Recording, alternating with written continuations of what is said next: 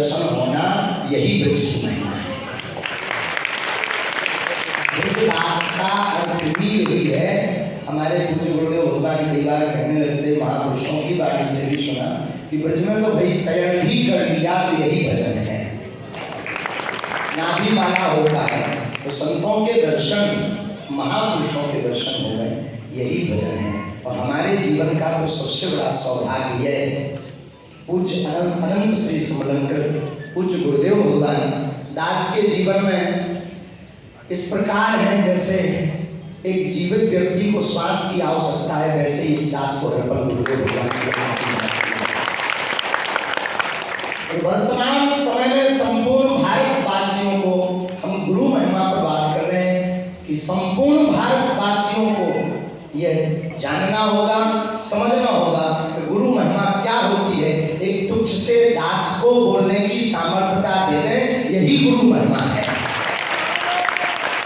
और पूज्य पाद गुरु भगवान एक ऐसे गुरुदेव भगवान, एक ऐसी निधि है, तुलसी पीठाधीश्वर सरकार संपूर्ण भारतवर्ष में। एक सज्जन हमसे बोले, भैया आप और आपके गुरुजी बड़ा जोर जोर से बोलते हैं, चिल्ला कर, इसका मामला क्या है? हमने कहा जो समुद्र भरा होता है वही छलकता है प्यारे, जो भरा ना हो क्या छलकेगा, जो भरा हुआ होता है वही छलकता है। तो हमारे गुरुदेव भगवान इसलिए ललकार करके बोलते हैं क्योंकि भरे हुए हैं। जो निधि गुरुदेव भगवान ग्रंथों के रूप में, शास्त्रों के रूप में वर्तमान समय में संपूर्ण भारतवर्ष को देकर जा रहे हैं, ऐसा न भूतो न भविष्यति, न हुआ है न हो सकता है। अंत में हम यही बोलने की तो सामर्थ्यता नहीं है। हम तो गुरुदेव भगवान के चरणों में यही कहते हैं, मेरे गुरुवर तेरी नौकरी सबसे बढ़िया है, सबसे खरी, गुरुदेव की नौकरी सबसे बढ़िया है। मेरी तनख्वाह भी कुछ कम नहीं, ना मिले तो कोई कम नहीं, ऐसी कहाँ होगी दूसरी, ऐसी कहाँ होगी दूसरी। मेरे गुरुवर तेरी नौकरी सबसे बढ़िया है।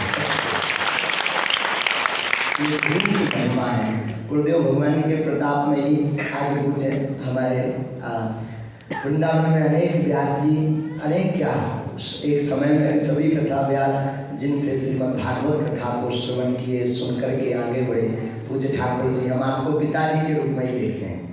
खूब स्मरण, खूब बड़ा आशीर्वाद मिलता, बड़ी चिंता, हमारी मैया को बड़ी चिंता रहती, हमेशा मैया समय पर भोजन किया करो, समय पर। ऐसे पूज्य ठाकुर जी का आशीर्वाद मिला, आप सबके दर्शन मिले। हम चाहते हैं आप लोगों के जीवन में भी ऐसी ही गुरु कृपा बने। गुरु के प्रति कैसा भाव होना चाहिए, कैसी गुरु के प्रति श्रद्धा होनी चाहिए, अगर ये सीखनी है तो कभी वृंदावन में आप पूज्य ठाकुर जी उनके सुपुत्र हमारे लघुवंश श्री नरेश जी से आप देखिएगा, आचार्य गुरु जी से सीखिएगा गुरु के प्रति कैसी श्रद्धा होनी चाहिए। अद्भुत समर्पण, अद्भुत निष्ठा। जब भी वार्ता करेंगे, जब भी आप मिलते हैं, गुरु जी की चर्चा करेंगे। जब भी वार्ता करेंगे, गुरु से हम लोगों की चर्चा आपस में प्रारंभ होती है। ऐसा सौभाग्य भला सबको नहीं मिलता है। और पूज्य गुरुदेव भगवान के चरणों में पुनः बारंबार साष्टांग दंडवत प्रणाम करते हैं। और संपूर्ण भारत वालों से हम कहेंगे, भारतवासियों अब जागने का समय आ गया है।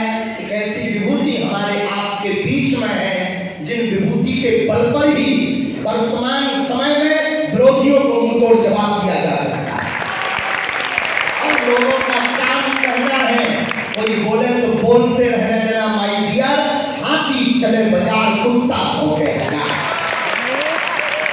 हाथी जब चलता है तो कुत्ते भौंकते रहते हैं, लेकिन अब जो है बात विवाद में पड़ने की बजाय अब समय आ गया कि सनातनियों को ऐसे महापुरुषों की बात को मानना आवश्यक है और जन जन तक पहुंचाना आवश्यक है, ताकि दूसरे धर्म के लोग मजा ले पाए।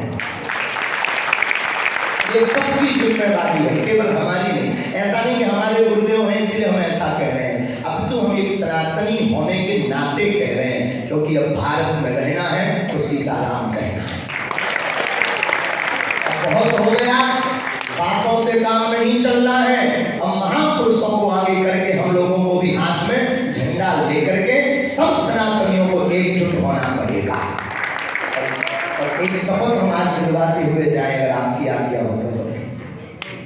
सब लोग हाथ खड़े रहो।